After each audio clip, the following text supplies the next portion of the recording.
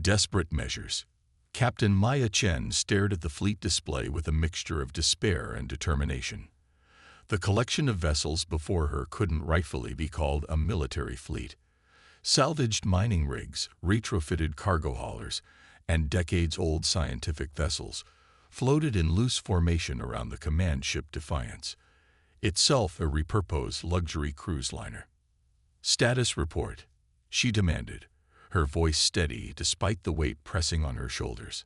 Lieutenant Raj Patel looked up from his console, dark circles under his eyes.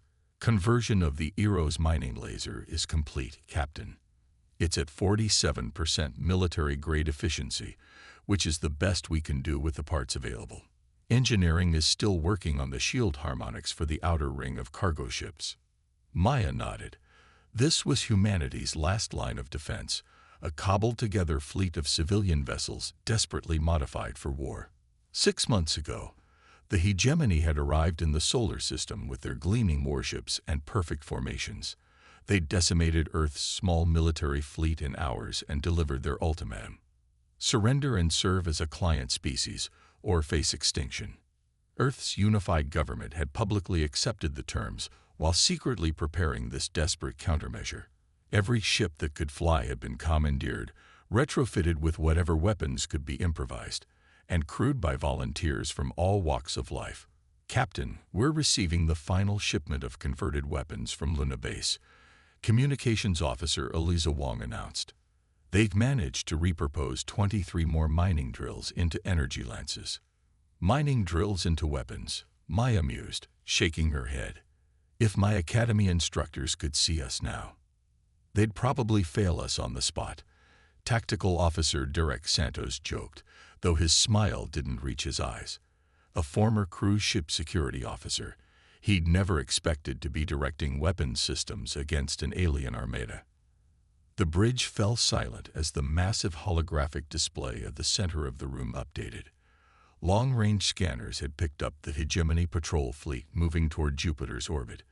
12 perfectly identical warships, each capable of destroying half their Ractic fleet. "They're scanning the outer system," sensor analyst John Nakamura reported. "Standard patrol pattern. They don't appear to be expecting resistance." Maya leaned forward in her command chair. "And why would they? They believe they've broken us." She tapped her console, bringing up the fleet-wide communication channel. "All ships, this is Captain Chen. The enemy believes they're facing a conquered species. They expect submission. They armed us with nothing but our own ingenuity and what they considered worthless scrap." She paused, looking around at her bridge crew, a teacher, a construction worker, a cruise ship officer, and a handful of the few military personnel who had survived the initial attack. "We know better. Everything we've built has been tested, adapted and improved upon by the most resourceful species in this sector, humanity. We may not have their technology or their resources, but we have something they could never understand: the desperate creativity of a species fighting for its very existence." The channel remained silent as her words sank in across the fleet. "Battle stations," she ordered. "Execute Operation Patchwork." The mismatched fleet began to move into position, hiding behind Jupiter's moons and within the debris fields of the outer system. The strategy was simple but born of necessity. They couldn't match the Hegemony's firepower or technology, so they wouldn't try. Instead, they would fight asymmetrically, using the environment and their improvised weapons in ways the highly regimented alien force wouldn't expect. The first Hegemony vessel appeared on their sensors, moving with machine-like precision through the orbital lanes of Jupiter. Its sleek, crystalline hull gleamed in the distant sunlight, energy readings showing weapons and shields far beyond human capability. "They're scanning Ganymede's mining facilities," Nakamura reported. "Standard protocol. They do this every patrol cycle." Maya nodded. "Perfect. Deploy the mining drones." Throughout the debris field around Jupiter, hundreds of small mining drones activated. Once used to break up asteroids and extract precious minerals, they had been reprogrammed for a very different purpose. They moved silently through space, their primitive propulsion systems barely registering on sensors. On the Hegemony vessel, the alien commander likely didn't even notice the small anomalies appearing on their scanners. The Hegemony's technology was so advanced that their systems automatically filtered out what they considered insignificant, like mining drones designed to break up rocks. That was their first mistake. The drones swarmed the Hegemony ship, attaching to its crystalline hull. Instead of drilling for ore, they began drilling into the alien vessel's outer armor, their industrial-grade cutters proving surprisingly effective against material never designed to withstand such crude force. "We have penetration," Santos reported, eyes wide with surprise. "Multiple hull breaches detected on the Hegemony vessel." "Signal the Eros rig," Maya ordered. "Fire the mining laser." The repurposed mining vessel shifted position, its enormous industrial laser, once used to break down asteroids, now aimed at the damaged sections of the Hegemony ship. The beam lanced out, less focused than a military weapon, but carrying enormous power. Where the drones had created weaknesses, the laser found purchase, the energy dispersing chaotically through the alien ship systems. Alarms blared as the Hegemony vessel's perfect symmetry was disrupted by explosions along its hull. "They're powering weapons," Wang reported tensely. "Targeting the arrows." "All cargo ships in Quadrant 4, release your payloads," Maya commanded. 6 converted cargo vessels simultaneously jettisoned their cargo bays, releasing thousands of metallic fragments, mostly scrap metal and mining waste, into space. The cloud expanded rapidly, creating a chaotic debris field between the Hegemony ship and the arrows. When the alien vessel fired, its precisely calibrated energy weapons were designed to target specific military-grade shields and armor. Instead, they hit the debris field, the energy dispersing and refracting unpredictably. Some fragments vaporized, creating superheated plasma clouds that further confused the Hegemony sensors. "They're adjusting targeting parameters," Santos reported, preparing to fire again. "Execute maneuver slingshot," Maya ordered. 3 converted science vessels activated their experimental gravity generators, originally designed for creating stable conditions for sensitive experiments, now recalibrated to create localized gravitational distortions. The debris field shifted, swirling into complex patterns that no targeting computer could easily predict. The Hegemony ship fired again, but the chaotic environment caused its weapons to disperse ineffectively. Before it could recalibrate again, the swarm of mining drones that had attached to its hull activated their industrial thrusters simultaneously, sending the massive warship into an uncontrolled spin. "Now," Maya shouted. From behind Ganymede, the Defiance emerged, its makeshift weapons array powering up. Once used to generate spectacular light shows for cruise passengers, the energy projectors had been modified to focus their output into crude but powerful energy lenses. They fired directly at the weakened sections of the Hegemony vessel, overwhelming its already compromised systems. The alien ship's perfect crystalline structure fractured, energy containment fields collapsed, and secondary explosions bloomed along its length. The bridge of the Defiance fell silent as they watched the impossible unfold. A single Hegemony warship, breaking apart, defeated by retrofitted mining equipment and cruise ship light projectors. "Captain," Wang whispered, "the other Hegemony vessels are changing course. They're converging on our position." Maya took a deep breath. This was just the first test. Now the real battle begins. All ships regroup and prepare for Phase 2. As the remains of the Hegemony vessel drifted into Jupiter's gravity well, a message spread throughout the human fleet, from the command ship to the smallest converted shuttle. "They gave us scrap.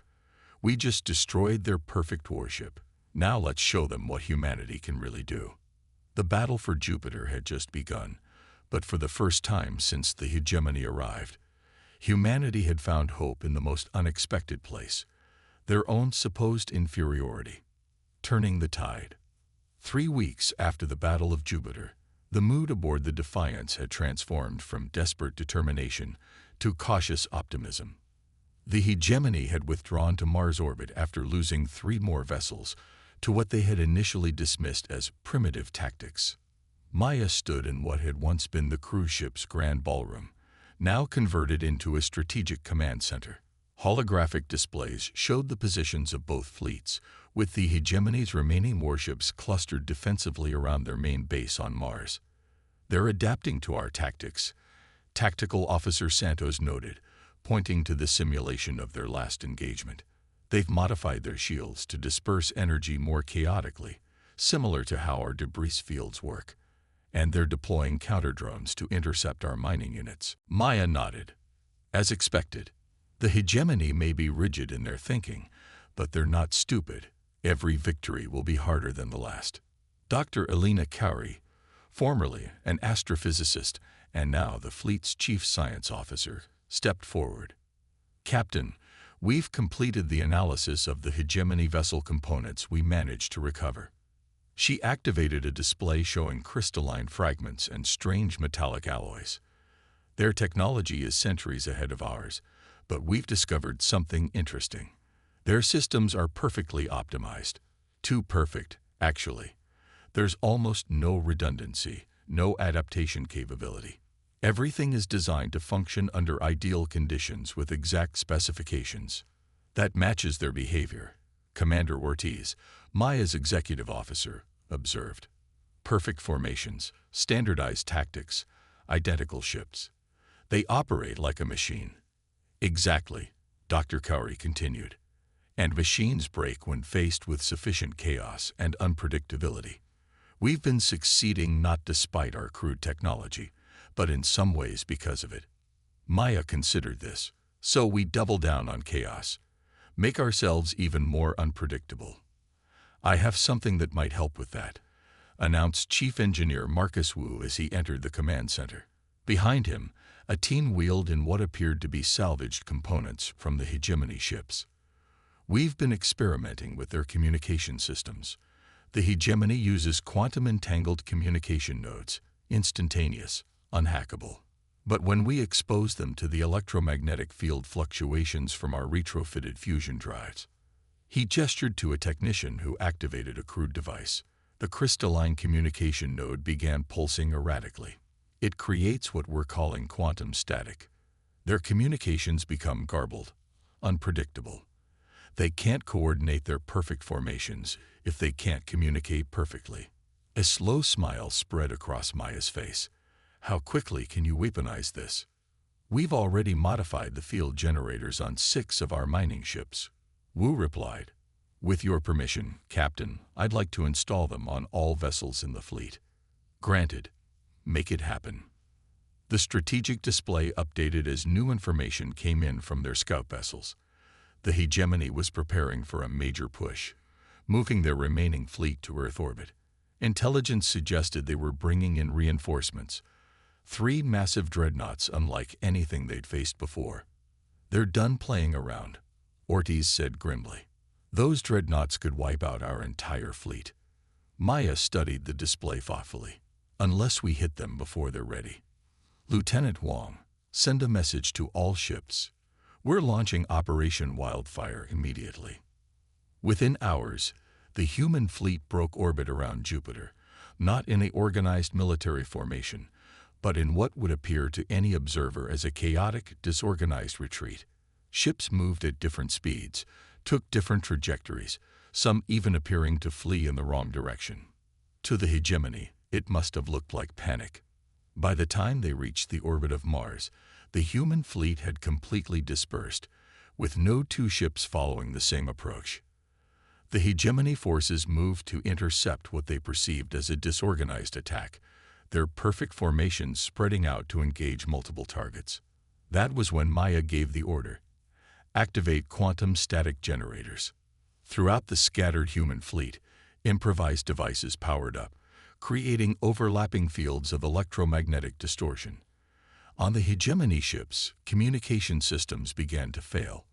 Orders became garbled, tactical data corrupted. Their perfect formation began to break down as individual commanders lost coordination with their fleet. "Now," Maya ordered, "all ships, Execute your assigned targets. The battle that followed defied conventional military logic. Mining ships burrowed through asteroid debris, creating gravity-assisted projectiles that slammed into confused hegemony vessels. Converted cargo haulers released clouds of metallic chaff, mixed with reactive compounds that adhered to alien hulls and interfered with their sensors.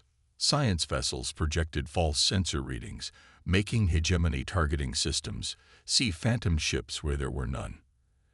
And through it all, the Defiance moved like a conductor orchestrating a chaotic symphony, coordinating the human fleet not through rigid formations, but through adapting to the ever-changing battlefield.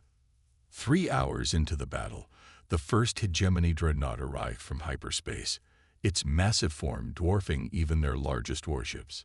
It immediately began charging its main weapon, a gravitational singularity projector capable of tearing apart anything in its path. All ships, clear the central engagement zone, Maya ordered. Execute Operation Sunburst. From the outer edges of the battle, 6 converted scientific research vessels moved into position. Originally designed to study solar flares up close, they had been fitted with experimental shields that could withstand extreme radiation and energy. As the dreadnought fired its weapon, the research vessels projected their combined shields, creating not a barrier, but a lens that caught the gravitational distortion and redirected it. The massive energy beam curved in space, missing the human fleet entirely and instead striking one of the hegemony's own warships, tearing it apart from within. On the bridge of the Defiance, a cheer went up, but Maya remained focused. They'll adjust their tactics. Prepare for the next phase. The battle raged for 2 more days, with neither side gaining a definitive advantage. The human fleet lost ships, too many ships, but for each one destroyed, they took down an enemy vessel or forced it to retreat. The hegemony, facing a type of warfare they had never encountered, struggled to adapt their rigid tactics to the constantly changing human approach. By the 3rd day, only half the human fleet remained operational, and many of those were severely damaged. The Defiance itself had lost 2 engine sections and was operating on emergency power. But the hegemony had suffered as well, with only 1 dreadnought and 5 warships still in fighting condition. Captain, Juan called out from her damaged console, "We're receiving a transmission from the hegemony command ship. They're requesting a ceasefire." Stunned silence fell over the bridge. Maya approached the communication station. "Put it through." The holographic display flickered, revealing an alien figure. The hegemony commander's crystalline exoskeleton gleamed with internal light, its multiple sensory appendages focusing on Maya. "Human captain." The translation system rendered its resonant tones. "You fight with broken machines and primitive weapons, yet you have destroyed half our fleet. This defies all combat logic and predictive models." Maya stood tall despite her exhaustion. "That's because you don't understand humans, Commander. We've spent our entire history adapting, improvising, and overcoming. You gave us scraps and expected submission. Instead, we turned those scraps into weapons. The alien sensory stalks shifted in what might have been confusion. The hegemony has conquered 17 species across 12 star systems. None have resisted effectively. Your tactics are unprecedented." "Get used to it," Maya replied. "This is just the beginning of what humanity can do when pushed to the edge." There was a long pause before the alien responded. "We propose an armistice. The hegemony will withdraw from your solar system to reassess our approach." Maya exchanged glances with her officers before responding. "Not good enough. We want recognition of Earth's sovereignty and a non-aggression pact. And we want access to your technological database as reparations for your unprovoked attack." The alien commander's internal lights flashed rapidly, a sign of agitation according to their intelligence. The hegemony does not share technology with primitive species. This primitive species just fought your perfect fleet to a standstill using mining equipment and cruise ship parts. Maya countered. "Imagine what we could do with actual weapons. You can share your technology willingly, or we'll continue taking it piece by piece from your destroyed ships. Another long pause. The hegemony will consider your terms. 2 months later, Maya stood in Earth's orbital station, watching as hegemony engineers worked alongside human technicians, reluctantly sharing knowledge as stipulated in the peace treaty. Below, Earth was rebuilding, its cities rising from the ashes of the initial attack. "They still don't understand how we did it," Commander Ortiz said, joining her at the observation window. Their reports back to their central government expressed complete confusion over how their perfect technology could be defeated by, as they put it, primitive improvisations and chaotic tactics. Maya smiled. "They never will understand.